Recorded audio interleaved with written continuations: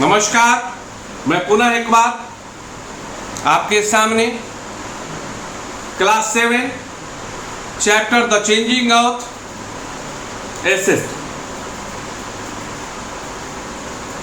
We have started the discussion over the chapter the changing earth, in which we discussed about the concept given by Alfred Wegener about Pangaea as a supercontinent, Pathalasha as a ocean, single ocean, and after having discussion of these things, we discussed some another topics like plate tectonics, movement of plate tectonics, volcanoes, belt of volcanoes, and in my last session I told it to you that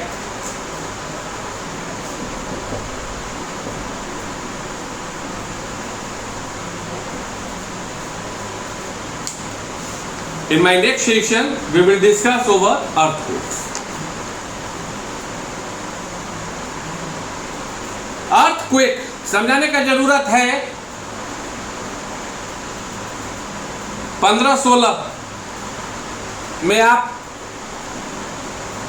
पता कर सकते हैं अपने अभिभावक से कि भाई we need not to understand about the earthquake. Actually आप काफी छोटे रहे होंगे,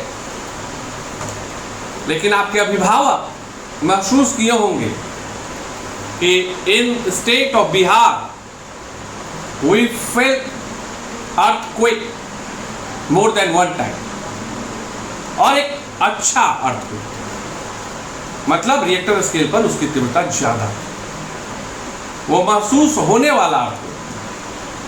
तो वस्तुतः हम आज समझेंगे कि भाई सर earthquake का मतलब क्या होता है.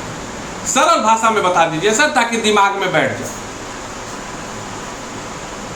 एक लाइन की परिभाषा याद रखना. पृथ्वी के सतह पर होने वाली अचानक हलचल जो कि उसके भीतरी क्षेत्र के कारण उत्पन्न होती है, उसे ही भूकंप कहते हैं. और in English we can say that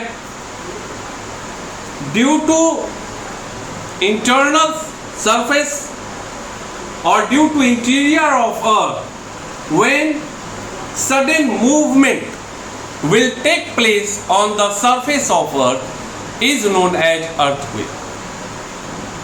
Again I am repeating, due to interior of the earth, if sudden movement occurs on the surface of earth is known as earthquake.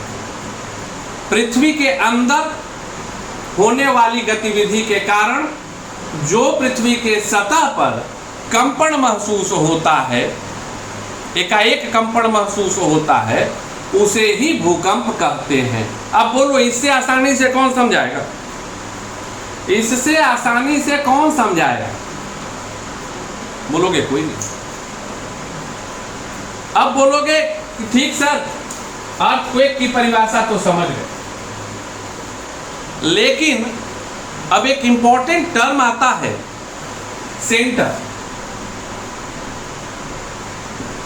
Of earthquakes. आप देखिएगा, जब भी कहीं earthquake आएगा तो लिखेगा कि इसका केंद्र यहां से इतनी दूरी पर था. यह है क्या? तो एक चीज समझो, यह ग्लोब है, ठीक है. अर्थक्वेक का मतलब हुआ क्या? कंपन. इसका मतलब क्या हुआ? अब यहां पर मान लो कोई एक जगह है, तो यहां पर यह कंपन आया, जिसके कारण क्या फील हुआ कि अर्थक्वेक हुआ. इससे अच्छा आपको कोई नहीं बताएगा तरीके से अर्थक्वेक हुआ. तो यह जो कंपन हुआ वह कहीं ना कहीं केंद्र होगा, मतलब वस्तुतः एक केंद्र होता है और उसके चारों ओर इस तरह से उसके प्रभाव, उसका कंपन दिखाई देता है.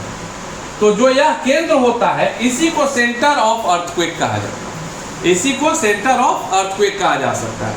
अब बोलोगे कि सर इस तरह से बताएं, इस तरह से बताएं, समझ में आया? कुछ ऐसा उदाहरण दे दीजिए ना दिमाग में बैठ जाए। आप पत्थर उठाइए और तालाब में फेंकिए, आप पाएंगे कि जहां पत्थर गिरा उसके बाद उसमें तरंगे प्रवाहित होने लगती हैं। उसके बाद क्या होता है, जहां पत्थर स्टोन गिरा उसके बाद जो है हर डायरेक्शन में तरंगे प्रवाहित होने लगती हैं।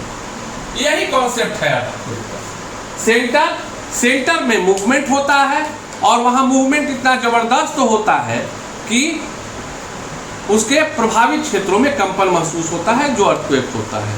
अब दूसरा सवाल, इसमें कहा जाता है धरती के इतना अंदर था, जिसके लिए मैंने आपको क्या बताया कि इंटीरियर ऑफ द, मैंने अर्थक्वेक की परिभाषा में ये जवाब दिया कि due to interior of earth. तो वास्तविकता है कि सर जब ग्लोब जो है वह 3 भाग में बटा हुआ है, क्रस्ट, मेंटल और कोर, है ना। तो स्वाभाविक है कि जब भी ये हलचल होगा तो मूलतः यह हलचल जमीन के अंदर होगा, मेंटल पे होगा। क्यों?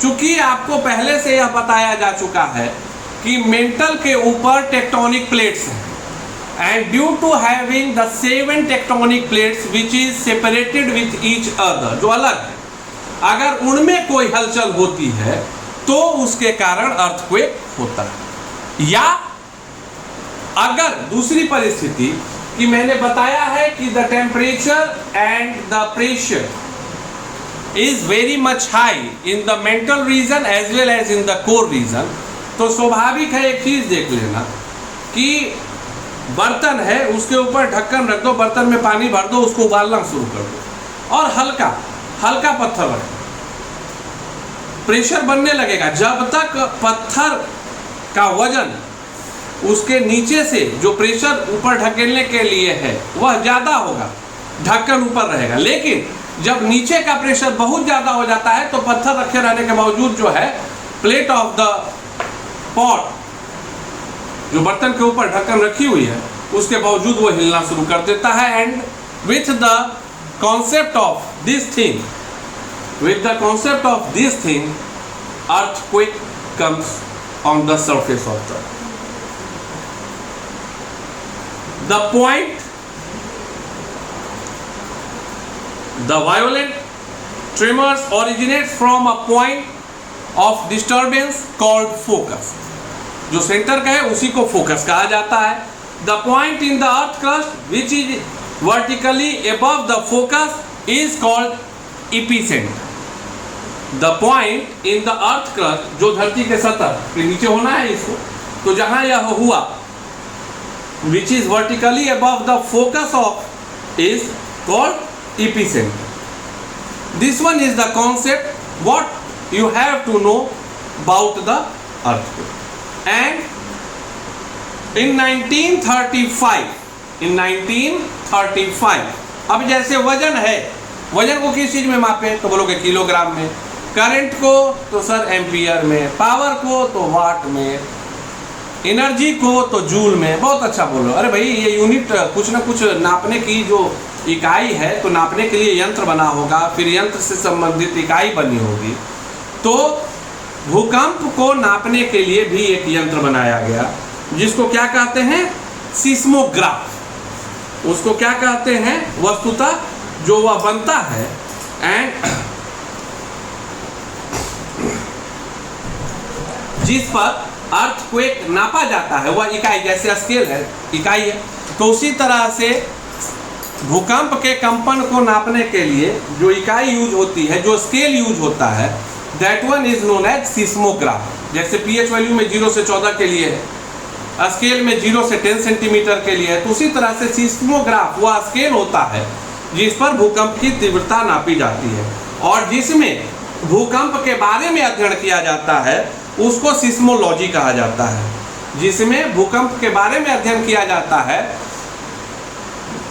पाठ्यक्रम की वह विधा, the part of our study in which we have to study about the earthquake is known as seismologist and the person who is studying over the earthquake they are going to be considered as seismologist. जैसे medical की जो पढ़ाई करते हैं, doctor दांत की जो पढ़ाई करते हैं, डेंटिस्ट, तो उसी तरह से जो अर्थक्वेक के संबंध में जानकारी देते हैं, लेते हैं, प्राप्त करते हैं, उनको क्या बोला जाता है? सिस्मोलॉजिस्ट बोला जाता है। And this scale, it means seismograph scale, is designed bye American seismologist Charles Richter.